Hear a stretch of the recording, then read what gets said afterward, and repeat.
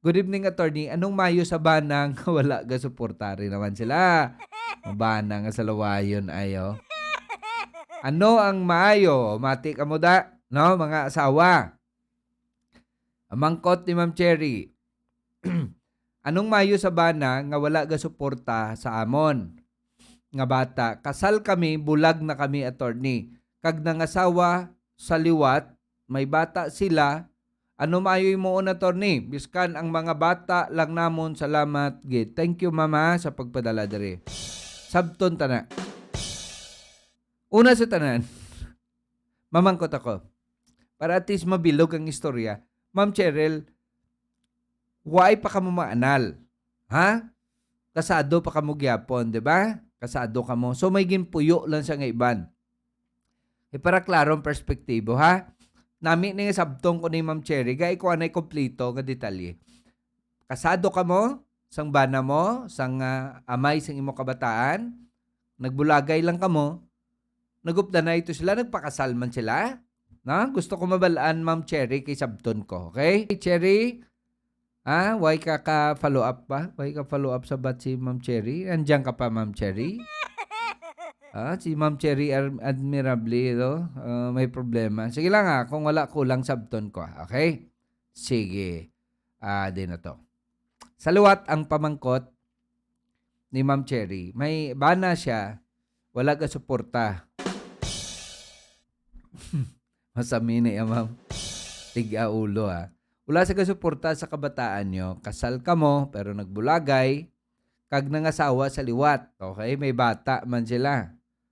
Ano may moon? Well, una sa tanan, set aside ta, kung may plano kagiman nga kasuhan sa tungod nagpuyo sa iban nga babayi, despite kasado ka mo. Kabalo ka man, illegal ina, concubinage tawag sina. Kaso kriminal inang ginobra sa bana mo. Nga despite kasado ka mo, umupod to sa kay Delilah. Lain naman ang istorya. Pero kung suporta ang ginaistorya naton, dapat magsuporta gid siya. Ginabalik-balik ko niya. Ginabalik-balik ko ni. Klaroon ko lang. Ang suporta, ang basihan sa suporta na pagkit ina sa laton lay. Okay? Gamalaton lay, ang mga ginikanan, parents, nanay kag tatay ha, klarohon ta. Hindi lang ang tatay. Para in fairness to everybody, ang mag-asawa, ang ginikanan, may obligasyon nga mag-provide support sa ila kabataan, labi na sa mga minor de edad. No? Or even, ang mga may edad na, kung napartiniser sa pagpadayon sa pag-eskwela. May obligasyon ang ginikanan. Okay. Anong ang balsang lay? Obligasyon sa pag-provide ng support. Anong basihan? Una sa tanan ang basihan. Ano ang kinanglanon nga suporta sang kabataan? Pila? Ano? Paano suportahan ang mga kabataan? Ikaduha nga pamangkot, ang kapasidad sang magasuporta. Okay? Kay ginatanaw man na sang aton korte, sang aton layi, nga magasuporta, kung may sweldo gin man sa let's say 20,000 ang bulan, hindi man na pwede nga 20,000 gid ihatag yada yon tanan. No, hindi man na pwede nga ihatag ya lang, kag i-provide ya lang tanan. Kay waay na siya karong bilin. Kay ambal sang aton layi, makaon man na siya mo. No, makaon man siya, bakal man sa bulong, may pliti man siya, bakal man sa bayo. So, allowed. So, ginatanaw kung anong reasonable based sa kinanglanon sang mga kabataan kag kapasidad sa matag support. Galing, kakatabo sa aton permi, nagapamangkot, kung duwa sa attorney, dapat tunga kami Okay, correct man na. Kung may trabaho gid ang duwa. Pero, masami, tandaan naton, ang mga asawa, miski wala sila aktual nga trabaho kaangay sa iban, sagwa sa panimalay, nagamba lang aton korte, kag aton lay. Ang ila trabaho sa sulod sa panimalay, masobra pa na sa material nga butang. That is more than enough nga i-consider naton nga nag-contribute man sila sang kinanglanon sang kabataan. More than material things, more than sa kwarta. Okay? So, ara na sila upod sa kabataan. Imagine na paano magpadako sa kabataan. Magpailis. Kisa gagmay pa, magpauli, magpakaon, magpaeskwela, tanan-tanan ang preparasyon, ang trabaho sa Iloy, magminasakit ang kabataan, Iloy. Okay?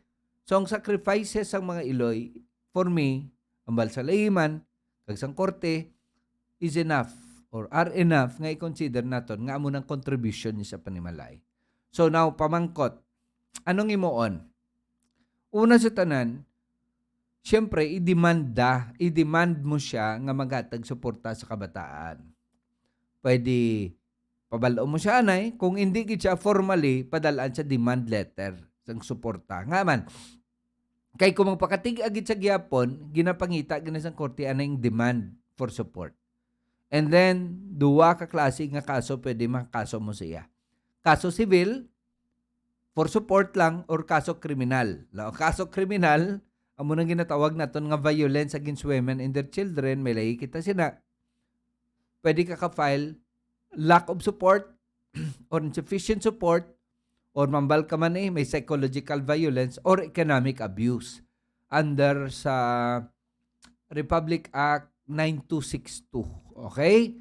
So, pwede mo na may mo. No? For a while, para hindi anay mag-inabugado, hindi anay magkinasuhay, pangita ka da anay mamidol, mapatunga. Bala. Siguro mga malumaninoy nyo da, tiyo, lulo, lula, may istoryahan ninyo. Pag hindi kayo magboluntaryo, gamita na yung barangay. Ireklamo sa anay sa barangay niya, kung diin siya ga-star, para may istoryahan yung settlement. Kung wala pagid, that is the time. I would advise, kung diin ka man, para hindi ka mamunaganing ka pangayo ka suporta, kay hindi ka makasarang pa, mag-abogado, kadto ka na sa public attorney's office, kay padalaan na siya sang pre-litigation notice. Meaning, mapadala demand letter ang public attorney's office sa iya, hambalo na siyang palapit ka di, ma-conference kita para masolbar nyo, maubrahan nyo sang settlement. Kung hindi, pasaka ang gina sa kaso. Amo na nang ginatawag naton, posible kaso kriminal. Kag kaso kriminal, pwede ka na i-mapriso. Okay?